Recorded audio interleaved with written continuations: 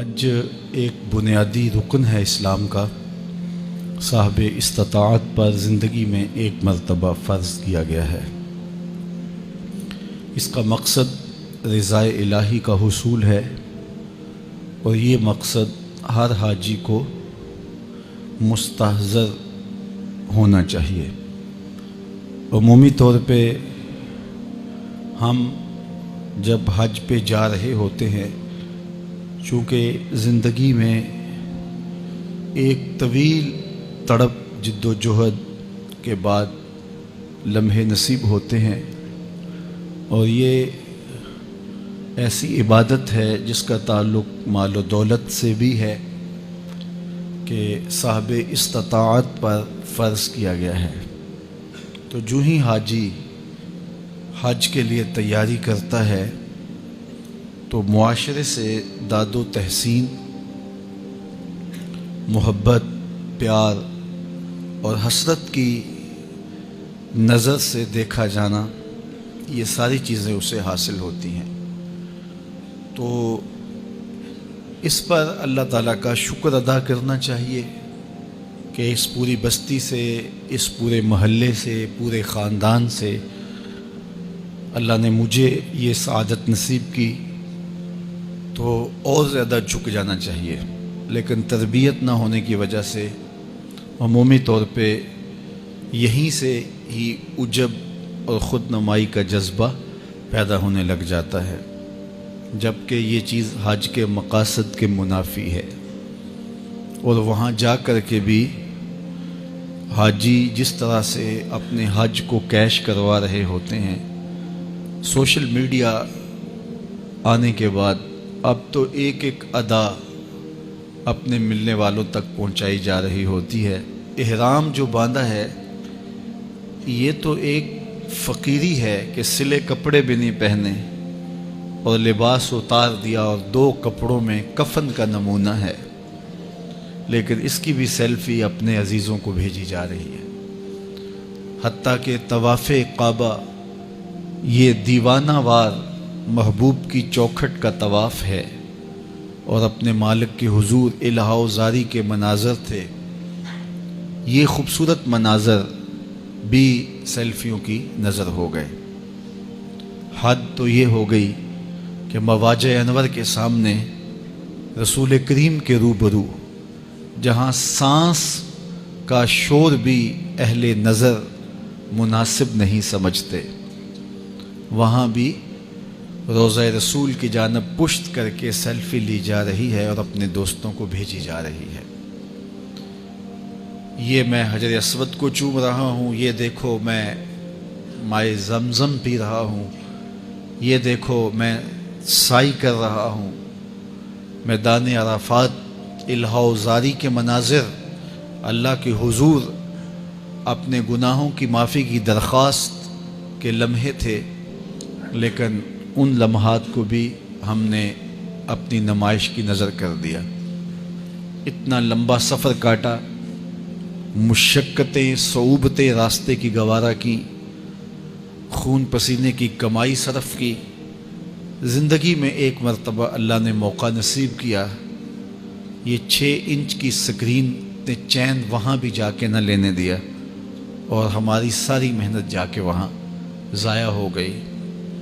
نمائش تو اللہ کو کسی صورت ہی پسند نہیں ہے، تو حج کے موقع پر یہ دیکھنے کو ملتا ہے کہ بس ایک ایک منظر کیپچر کیا جاتا ہے، اور پھر اپنے دوستوں کو بھیجا جا رہا ہوتا ہے کہ یہ دیکھو میں کوہ صفا پہ کھڑا ہوں، یہ کوہ مروہ پہ کھڑا ہوں، یہ طواف کا منظر ہے، یہ ملتزم سے لپٹا ہوا ہوں۔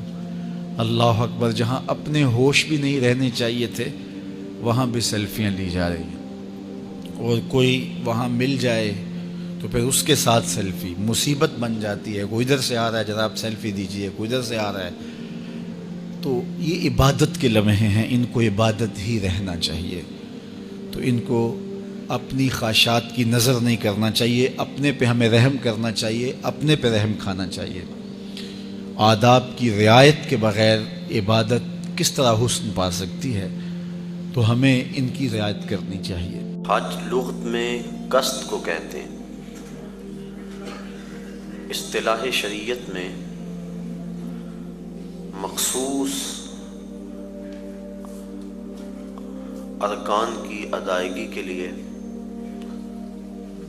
حرمین کے سفر کی جو نیت کی جاتی ہے اور وہاں حاضری کے لیے بندہ پہنچتا ہے اس کو حج کہتے ہیں۔ حضور نبی رحمت شفیع معظم رسول محتشم صلی اللہ علیہ وآلہ وسلم نے ارشاد فرمایا، جب انسان حج کرتا ہے تو وہ ایسے گناہوں سے پاک ہو جاتا ہے جس طرح ابھی ماں کے پیٹ سے اس نے جنم لیا ہو۔ ماں قبل کے تمام گناہوں کا حج کفارہ ہے، اور اگر کوئی استطاعت رکھنے کے باوجود حج نہیں کرتا تو حدیث میں سخت وعیدیں موجود ہیں۔ حضور کے ایک فرمان کے مطابق جو شخص استطاعت رکھنے کے باوجود حج نہیں کرتا، فرمایا وہ یہودی مرے یا عیسائی مرے، ہمیں اس سے کوئی غرض نہیں ہے۔ اور ایک حدیث کے لفظ ہیں کہ حج میری امت کے ضعیف لوگوں کا جہاد ہے۔ حج کی فضیلت کے عنوان سے کتب حدیث کے اندر بہت کچھ موجود ہے۔ صاحب استطاعت پر زندگی میں ایک مرتبہ حج کرنا فرض ہے۔ 5 سال کے بعد جو حج کی تاکید کتب احادیث میں موجود ہے تو علماء نے اس کو استحباب پر محمول کیا ہے کہ جو غنی ہے، صاحب استطاعت ہے، اس کو چاہیے کہ 5 سال کے بعد وہ حج کرے، لیکن فرض زندگی میں صرف ایک مرتبہ ہے۔ ایک مرتبہ واجب ہوا، اس نے ادا کر لیا تو وجوب اتر گیا، لیکن ویسے اس کے لیے مستحب یہ ہے کہ وہ ہر 5 سال کے بعد کر لے اگر وہ استطاعت رکھتا ہے، چونکہ حج کرنے سے اللہ تعالیٰ غنا عطا فرماتا ہے۔ جب بندہ حج کرے اللہ اسے غنی کر دیتا ہے، اس کے رزق میں بھی برکت فرماتا ہے، اس کے دین میں بھی برکت فرماتا ہے۔ ایک حدیث کے لفظ ہیں، حضور نے ارشاد فرمایا کہ حج کرو غنی ہو جاؤ گے، سفر کرو صحت پاؤ گے۔ تو حج سے غنا ملتا ہے اور سفر سے صحت ملتی ہے۔ زندگی میں ایک مرتبہ حج کی فرضیت پر دلیل وہ معروف روایت ہے جو آپ نے متعدد مرتبہ علماء سے سماعت کی ہوئی ہوگی کہ حضور نے ارشاد فرمایا، لوگوں حج کے لیے آیا کرو۔ تو ایک شخص نے عرض کی، حضور ہر سال آیا کریں۔ آقا کریم خاموش رہے، کوئی جواب نہیں دیا۔ اس نے پھر پوچھا، حضور ہر سال آیا کریں، ہر سال حج فرض ہے۔ حضور خاموش رہے، جواب مرحمت نہیں کیا۔ اس نے تیسری مرتبہ پھر سوال کیا تو آقا کریم نے پھر خاموشی اختیار کی، پھر وقفہ سکوت توڑتے ہوئے فرمایا، تم سے پچھلی امتیں نبیوں پر کثرت سوالات کی وجہ سے ہلاک کر دی گئیں۔ لو قلت نعم لوجبت، اگر میری زبان سے ہاں نکل جاتی تو واجب ہی ہو جاتا۔ وہ زبان جس کو سب کن کی کنجی کہیں، اس کی نافذ حکومت پہ لاکھوں سلام۔ کہا اگر میری زبان سے ہاں نکل جاتی تو واجب ہی ہو جاتا۔ تو حضور کا اختیار فی شریعت سمجھ میں آیا کہ حضور جو کہیں وہی دین ہوتا ہے۔ قرب قیامت کے فتنوں میں سے ایک فتنہ حضور نے آج سے صدیوں قبل بیان فرما دیا۔ نسائی شریف کی روایت ہے، حضور نے ارشاد فرمایا، قرب قیامت میں کچھ لوگ کہیں گے کہ حلال وہی ہے جو اللہ نے حلال کیا، حرام وہی ہے جو اللہ نے حرام کیا۔ فرمایا انما اوتیت القرآن ومثلہ معہ، مجھے قرآن بھی دیا گیا اور قرآن جتنے اور علم بھی میرے سینے میں رکھ دیے گئے، تو جس کو میں حلال قرار دے دوں وہ ایسی ہے جس طرح اللہ نے حلال قرار دیا ہے۔